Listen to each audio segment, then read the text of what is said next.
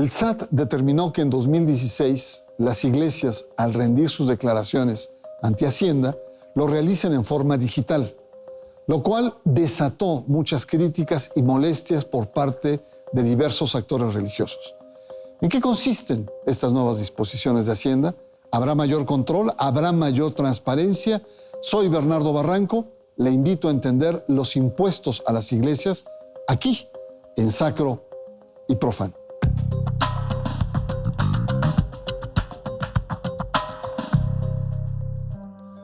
El dinero y su administración son temas constantes en todas las organizaciones sociales de todos los tiempos. En México, en el año 2014, el Servicio de Administración Tributaria SAT anunció la aplicación de nuevas medidas de fiscalización respecto a los recursos de las iglesias, sin que haya cambios en lo referente a las contribuciones de las cerca de 8,000 asociaciones religiosas registradas en México. Para ello, el personal de las iglesias deberá capacitarse para poder llevar su contabilidad de manera electrónica y emitir comprobantes digitales cada mes para cumplir con las nuevas disposiciones. Hay muchísimas interrogantes y cuestionamientos de las asociaciones religiosas sobre estas nuevas medidas. ¿Habrá mayor control? Hay una necesidad social de transparentar los recursos de las iglesias. ¿Cómo funcionará este nuevo sistema?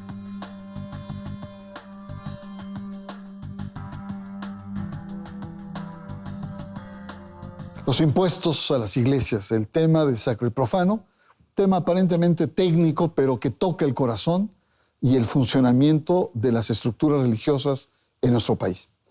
Y vale la pena analizarlo con detenimiento. Para ello quiero agradecer la presencia del reconocido contador Vicente Morales Villagrán, contador público, compañero durante 18 años en Radio Red. Bienvenido, contador. Tiene ahí una emisión todos los jueves en la noche por Radio Red. También mi reconocimiento al doctor Manuel Canto Chac, actualmente académico e investigador de la UAM Xochimilco, con una larguísima trayectoria de análisis de conocimiento sociológico en temas, entre otros, de religión. Así es que, contador, ¿por qué no nos ubica el tema, a grosso modo, de los impuestos a las iglesias? Bueno, es un tema muy controvertido, desde luego, porque este nicho de las iglesias ha sido un poquito especial y muy consentido, pero ya tiene rato de algunos años en donde las autoridades hacendarias están tratando de meter ciertos controles para saber qué pasa con los ingresos y sobre todo si hay forma de cobrarles impuestos. Eso es lo que ha pasado en los años anteriores. En los últimos meses, sobre todo hablando de 2013 y 2014, ya se ha tratado de endurecer el control a base de la modernización de la digitalización, de la contabilidad electrónica, de comprobantes digitales, timbrados de recibos de nómina, etcétera, etcétera. Y ya les alcanzó a este sector con disposiciones que salieron en mayo de 2014, que fueron muy duras, y ese sector obviamente protestó, porque no estaban preparados para cumplir con todas estas obligaciones. Y después vino en agosto a suavizar otro criterio de que no se preocuparan, que porque había ciertas obligaciones que no tenían que cubrir. Y por si fuera poco, ya en diciembre sale una nueva disposición donde les eliminan de verdad muchísimas obligaciones. Los dejan para el año 2014 y quizás para 2015 con obligaciones como venían antes, muy sencillas, sin llevar contabilidad, sin hacer comprobantes digitales, ciertas obligaciones muy blandas que se podían llamar, que las permiten para 2014 y quizás para 2015. Y es hasta 2016 donde les van a imponer ya obligaciones de adultos, yo le llamaría de contribuyentes ya, donde tienen que tener control de su contabilidad electrónica, expedir comprobantes digitales, hacer comprobantes globales de las limosnas, de todo aquello donde no identifican al donante, que son donaciones, y sobre todo tratar de controlar qué ingresan y sobre todo si hay que pagar impuestos, en algunos casos tendrán que pagarlos. Ese es el panorama. Muchas gracias, contador. Manuel, pues esto levantó mucho polvo, sobre todo en las iglesias, ¿no? Muchas de ellas decían, bueno, ¿cómo vamos a llevar la contabilidad en pequeñas parroquias rurales, en Oaxaca, en Chiapas, en la Tarahumara, etcétera? Sin embargo, otros sectores dijeron, bueno, las iglesias tienen que pagar como cualquier digamos, persona física o moral. Y sobre todo la transparencia en los recursos, que a veces es un área, digamos, un poco pantanosa. ¿Cuál es tu opinión sobre esto? Mire, yo creo que el tema de los impuestos en cualquier parte del mundo, pues lo que pone sobre la mesa son relaciones de poder. Relaciones de poder justamente para imponer o para no dejarse imponer. Y creo que algo de esto resurgió en esta polémica que refieres. Digamos, en primer lugar, creo que un avance es que de alguna forma el consenso que se generó en lo debatido es que las iglesias, o mejor dicho, las asociaciones religiosas, que es la figura realmente existente en términos jurídicos, que las asociaciones religiosas deberían ser tratadas como cualquier otra organización sin fines de lucro. Esto es importante porque quiere decir, ya no estamos hablando de privilegios en el sentido estricto de privilegios, de una legislación privada para algunos sectores. En ese sentido es un avance. Ahora, esto no quiere decir que el tratamiento fiscal a las organizaciones sin fines de lucro sea una maravilla. Hay muchísimos problemas y creo que este es el espacio donde las asociaciones religiosas debieran discutir los temas. El tratamiento que la legislación fiscal da a las organizaciones sin fines de lucro. Hay un segundo asunto que me parece no es menos importante y que tiene que ver también con un cierto modelo de iglesia que está implícito en esto. Equivaldría a decir, muchas de las acciones de lucro que hacen las asociaciones religiosas, como son pues cobrar en las misas en estos templos fastuosos para los matrimonios que sabemos se cobran carísimo, pues les sirve para mantener otras obras. El asunto es que lo que tenemos es un modelo de iglesia que ya no cabe en la realidad actual, el de la iglesia fastuosa, el de la iglesia majestuosa, ¿sí? Y que por supuesto esa no se puede mantener con las contribuciones de los creyentes. Entonces creo que estas dos cosas son las que están implícitas detrás de esta discusión. Muy bien, pues muchas gracias. Tenemos un primer acercamiento. Quizá la nota importante es que muy probablemente se traslade hacia el año 2016 estas medidas, sobre todo el tipo de control que se va a llevar. Sin embargo, sobre el tapete está el tema de hasta dónde las asociaciones religiosas deben, como en cualquier otro país, como cualquier otro tipo de institución, el pagar los impuestos. Está usted en Sacro y Profano, vamos a un corte y regresamos.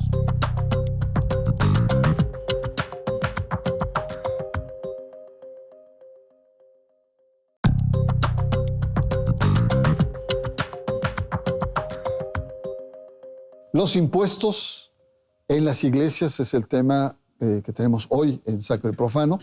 Y bueno, todos sabemos que la Secretaría de Hacienda, el SAT, ha endurecido medidas recaudatorias, controles, seguimientos mucho más puntuales, electrónicos, etc. En ese sentido, contador, las iglesias han protestado porque se han sentido como cuestionadas. ¿Cuál es su opinión? Bueno, es muy importante precisar que este sector de iglesia está en un capítulo, incluso la renta de los no contribuyentes. Significa que no pagan impuestos. Sin embargo, hay ciertas condiciones para que estén dentro de ese capítulo. Todo lo que ellos reciban de su actividad está exento de impuestos. Inclusive venta de libros, de artículos religiosos que no lleven el objeto de lucro, también están exentos. O sea que realmente sí se cumple ese capítulo de no contribuyente, pero sí hay obligaciones de tipo formal, como llevar contabilidad, expedir comprobantes fiscales, de todo aquello que reciban de limosna, de dádivas, de donativos, etcétera, y obligaciones de informar.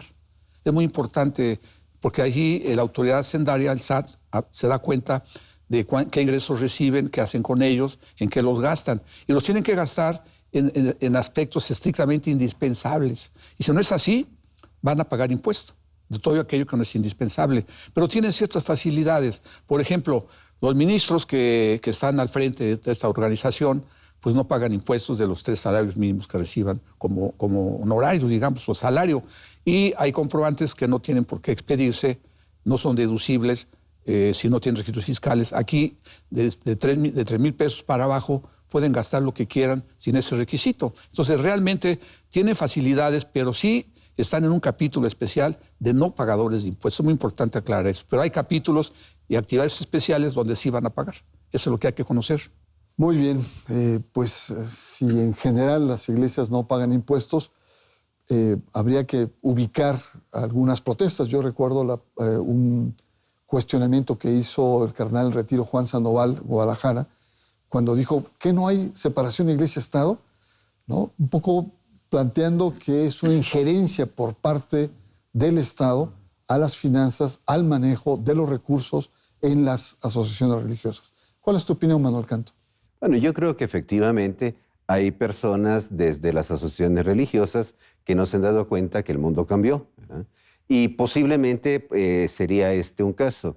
Pero mira, más allá de eso, lo que me parece es que lo que permanece en algunas personas es la idea de que la iglesia es una sociedad aparte, ¿sí? Y que eso es, al final de cuentas, el llamado modelo de cristiandad, donde se supone que frente a la organización de la sociedad civil y del Estado tiene que haber una organización eclesiástica de la sociedad. Pero estamos hablando de situaciones del siglo XIX, tal vez principios del siglo XX, ¿verdad? Ahora, en el siglo XXI, yo creo que lo que está asumido es que el derecho no es de las asociaciones religiosas ni de las iglesias, sino es de las personas a la libertad religiosa. Y entonces, en ese sentido, pues una organización cuyo fin es dar servicios religiosos, si lo hace de manera no lucrativa, pues efectivamente no debiera pagar impuestos, pero si lo hace de manera lucrativa, sí. El problema de fondo, me parece, es que al final de cuentas quien define este criterio no es el Estado mexicano, sino es la Secretaría de Hacienda. Esto es, ¿quién le dice que de acuerdo al SAT 5% de gasto administrativo es suficiente para una organización cualquiera que está fuera de naturaleza no lucrativa? ¿Se justificaría como país que se tuviera mayor control sobre los manejos financieros de las iglesias? Y esto o estas medidas por lo menos podrían posibilitar un mayor conocimiento como sociedad de estos manejos. Bueno, las imposiciones de obligaciones de ahora, de estas épocas, no solamente son de tipo de pagar el impuesto, sino va más allá, va al control del lavado de dinero, que es una ley por separado, que casi nadie la conoce porque no se ha dado una difusión como debe ser, y las iglesias entran ahí. Si ellos reciben algunas cantidades que rebasan ciertos límites de los donativos, hay que informar quién se los dio, y eso va para controlar el lavado de dinero. Entonces también va por ahí, no solamente que paguen sus impuestos. Yo creo que eso es lo de menos. Lo demás es el control de esos dineros, de dónde llegan. Y creo que tiene una situación muy velada, donde realmente quizás las iglesias o los que manejan esta área no se han dado cuenta de este tipo de obligaciones, que están dentro del ámbito de la ley de lavado de dinero, de cubrir obligaciones, de informar a las autoridades quién les da el dinero y hacer un reporte y tener un control muy ilustrativo de sus miembros, de cómo identificar quién da el dinero, de dónde llegó y cómo llegó. Y ahí se presta precisamente para ocultar el dinero y lavarlo, que no quiere decir que las iglesias lo estén lavando. La intención de las autoridades es esa, que paguen impuestos cuando deban de pagarlos, que sean realmente, yo creo que nunca lo van a pagar, porque hay técnicas especiales de facilidades, y creo que va por el lavado de dinero. Para mí que es por ahí donde va enfocado y es donde hay que tener un mayor control para cumplir con los requisitos, porque hay multas importantes y puede haber hasta penas de tipo corporal. Ahora, frente a esos controles, muchas iglesias, Manuel Canto, han dicho, bueno, nos van a encarecer todo, ¿no? Es decir, hay que contratar contadores, hay que usar sistemas electrónicos, digitalizarlo, etcétera, ¿no? ¿Cómo se da en otros países? En otros países donde hay más rigor, donde ahí, la verdad, es mucho más difícil. Estoy pensando en algunos países europeos, incluso donde los estados aportan recursos a las iglesias o en Estados Unidos. Claro, mira, al final de cuentas esta situación refleja un problema no resuelto en el país y que es el lugar que debe ocupar la iglesia en lo público.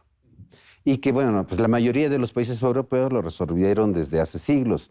Sí, ciertamente tenemos países donde el contribuyente, al momento de contribuir, señala cuál es a qué denominación religiosa que él tenga, se debe dirigir una parte de sus impuestos. En otros países sabemos que está el impuesto adicional, que va en torno del 8%, de cuando yo hago mi declaración, adicionalmente puedo dar un 8% y esta cantidad pues se va directamente a las iglesias, a las que yo decida. Pero pues esto fue el arreglo que se tuvo en Europa. El problema de México es que nunca ha habido un arreglo en ese sentido y nos seguimos manejando en la desconfianza de todos contra todos. Esto es, la ciudadanía desconfía del gobierno de cómo gasta y el gobierno desconfía de que todo ciudadano es un delincuente. Bueno, vamos a un corte. El tema pues es realmente interesante, álgido, porque no solamente es un tema de tipo financiero, fiscal, etcétera, sino que coloca al corazón del lugar, el espacio, el rol que tienen las iglesias en nuestra sociedad. Vamos a un corte y regresamos. Está usted en Sacro y Profano.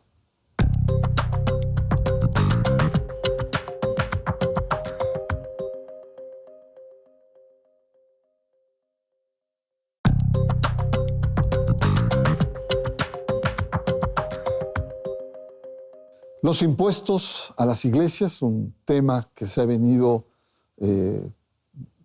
manejando en los últimos años, desde el 2013, 2014, y al parecer se transfiere al 2016. Sobre todo, muchas iglesias han planteado que requieren asesoría, capacitación, manejo de cómo el poder llevar sus contabilidades. Y evidentemente, contador, una iglesia urbana pues tiene todas las posibilidades, pero las iglesias rurales, sobre todo misiones o pastorales en el mundo indígena, es mucho más complicado y encarece. ¿Usted qué recomendaría a las iglesias como especialista el poder hacer ese tránsito de llevar una contabilidad más compleja en términos digitales? Bueno, es un tema complicado porque inclusive los empresarios importantes, grandes, chicos y medianos, han recurrido a los amparos contra esa disposición, no solamente con la contabilidad electrónica, sino lo que le llaman el buzón tributario.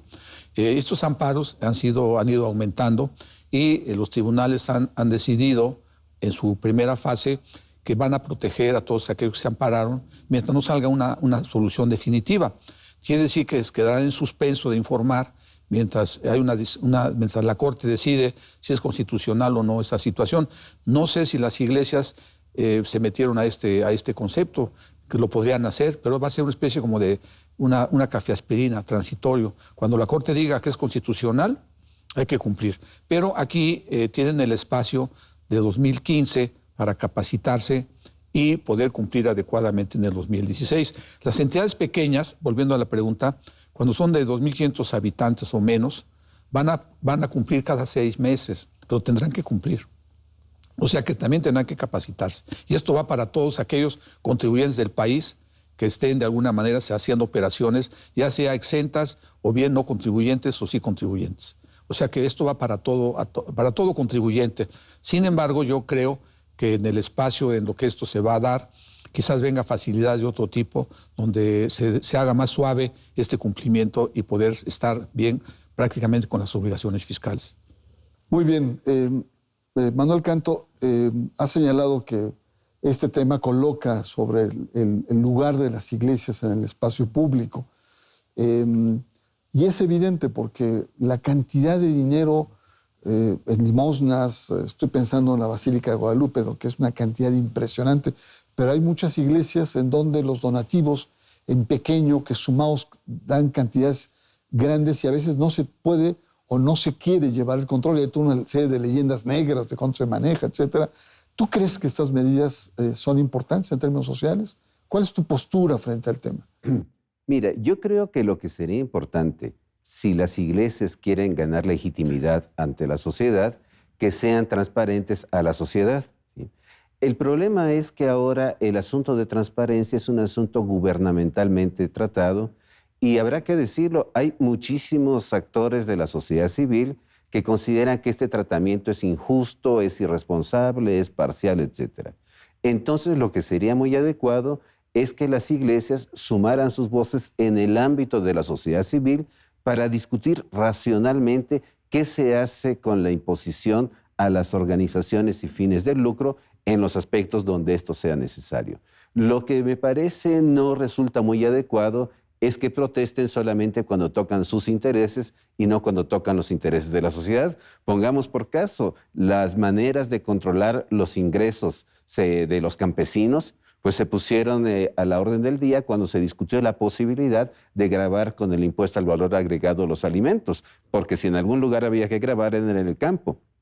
Y aquí uno echó de menos voces de las jerarquías de las diversas iglesias que pusieran esto sobre el tapete. Entonces aquí creo que es donde está el problema. ¿Cómo se reconocen como sociedad civil discutiendo racionalmente las implicaciones de las distintas imposiciones? Pues muy bien, me queda muy claro que ha habido privilegios, las iglesias han estado en esos privilegios fiscales, que ahora no es que vayan a pagar impuestos, sino hay mayor control a través de nuevos mecanismos. Me queda muy claro que no va a ser fácil porque se requiere mucha capacitación y cambios, etcétera, y que coloca en términos de transparencia y de legitimidad. ¿Cuáles podrían ser sus principales conclusiones en esta ruta final de nuestro programa? Yo pienso que el manejo de la contabilidad no es nada nuevo. Todo mundo que maneja dinero tiene que llevar una contabilidad y estoy seguro que las iglesias la llevan muy bien. Nada más que ahora el problema estriba en que ya el gobierno, por medio del SAT, quiere saber cómo está esa contabilidad, que es donde precisamente vienen las protestas. Yo recomendaría que habría que capacitarse en ese ámbito, no en el ámbito contable, porque deben tener muy buenos expertos manejando la contabilidad, sobre todo en organizaciones grandes y pequeñas también. Yo he estado cerca de esos aspectos y he visto que tienen buenos sistemas de contabilidad. Con lo que están inconformes es en informarle al brazo recaudador esa contabilidad. Es donde está la inconformidad. Yo pienso que por ahí quizás no hay nada que hacer. Manuel Canto, tus reflexiones finales. Pues yo creo que hay tres cosas que discutir. Yo creo que la discusión sobre los impuestos a la iglesia no es el tema, sino es la relación entre el fisco y las organizaciones sin fines de lucro. Y esta es una discusión civil. El otro asunto que también hay que discutir es si los mecanismos del sistema de administración tributaria son solo fiscales o si son también políticos. Y cuando digo si son también políticos, son de control, como se ha visto en la legislación que hay, sobre todo hacia las organizaciones civiles. Entonces me parece que se entrecruzan estos temas y donde sería muy interesante oír la voz de las iglesias, pues es justamente en esta discusión pública entre sociedad civil y gobierno, no a manera de reclamar privilegios que afortunadamente ya son cosas del pasado. Muy bien, pues muchas gracias. Yo creo que lo que está en juego acá es la transparencia, la certeza y la legitimidad de instituciones respetables como deben ser las iglesias. Y por lo tanto, pues tienen que cumplir con obligaciones como todo el mundo, que no va a ser fácil por lo que señalaba al principio de muchos privilegios, pero es algo que tarde o temprano, en aras de tener mayor certeza en estas instituciones, se tiene que hacer. Yo les agradezco mucho su presencia aquí en Sacro y Profano y, por supuesto, yo lo invito para que la próxima semana sigamos con estos temas aquí en Sacro y Profano.